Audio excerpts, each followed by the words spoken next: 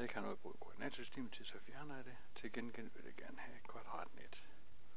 Og så vil jeg starte med at afsætte linjen AC, der er 6 cm lang.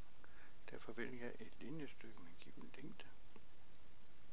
Klikker her for at få punktet A, og den skulle være 6 cm. Og vupti, så har vi den. Så ved jeg desuden, at vinkel A skal være 50 grader.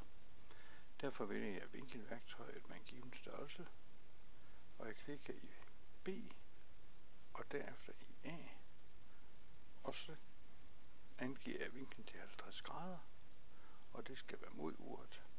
OK til det.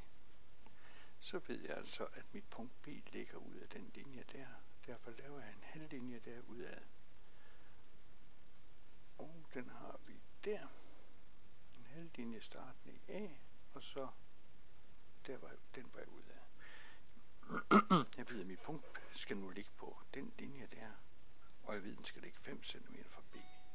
Og alle de punkter, der er 5 cm fra B, de ligger på en cirkel med radius 5 cm.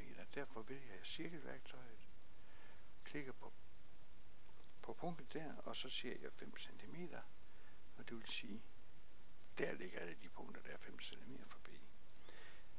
Derfor kan vi sige, der må være to løsninger, både der og der.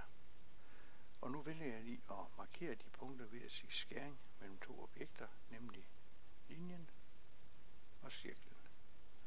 Så der har vi altså de to muligheder for punktet B. Nu vil jeg så frygtelig gerne, at punkterne hedder det, som der også står på opgaven. Og i opgaven, der skal det punkt, der ikke hed B, det skal derimod hedde C.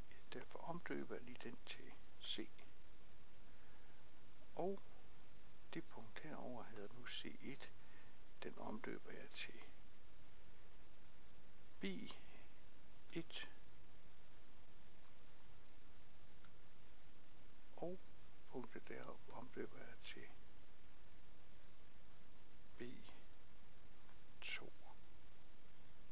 Sådan.